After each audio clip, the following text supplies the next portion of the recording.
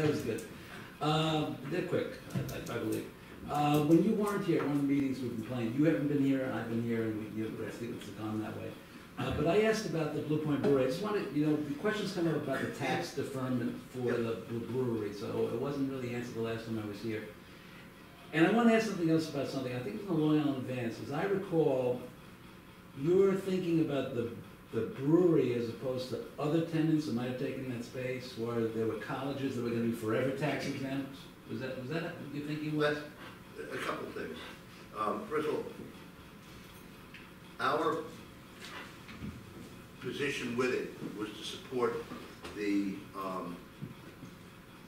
owner of the property as he looked for tenants. Okay. For it. My thought is I would like to get a taxpayer into it. Suffolk Community College had expressed an interest in it, and also there was somebody else. St. Joe's had also expressed, both of them non-profits, and we get $75,000, $80,000 worth of. Maybe more than that. It was 50. I think it's $100,000. Get about $100,000 worth of. At present, we get $100,000. Right. Because this is an adaptive reuse property, we start out at 50% of whatever it would be for 5 years, and then it brings it back up to its 100%. So that's the pilot timetable? Yeah. To call that? Right. Yeah, it's an IDA benefit. Right, okay. So because it's an adaptive reuse of the building, it's not 100%. Okay. And then, so it just made sense to me if we could, and I think that the other piece about it is that St. Joseph would be wonderful. Suffolk Community College would be a wonderful user. But what's going to bring the tourists, what's going to bring economic development to the downtown? And I think, because the other piece that we look at, when we look at this, we look at the possibility of a hotel coming to Main Street. St. Joseph College isn't going to be a draw for that. Suffolk would be a draw for that.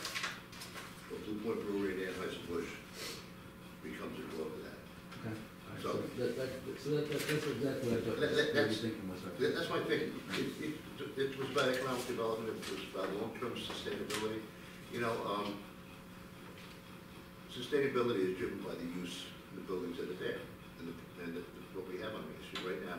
We have an entertaining and arts and entertainment center. And what Lori's Arts Council have done, and what's happening in the theater, for the restaurants that are on Main Street. St. Joseph's, let's put it this way, while Briarcliff was there, much of Main Street was still empty. They didn't change the dynamics on Main Street. I think that the Anheuser-Busch investment changes the dynamics on Main Street. That's my own personal look at it. I think I'm in agreement. I think most people would too. All right, so that was one question I had, and just somewhat related, within the same area.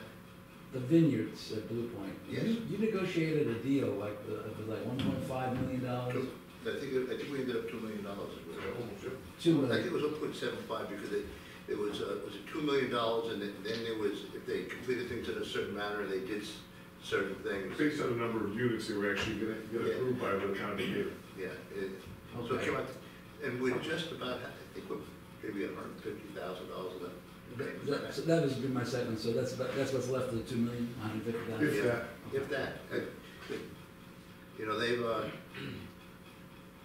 They've been very, because it's based upon, as Town of Brookhaven approves the units, they pay us, so it's X number of dollars per unit, and then we get it, and they've been great. Okay. All right, so because the question comes up sometimes on social media, so I just wanted to figure out where we're at with that. 1, 2, 3.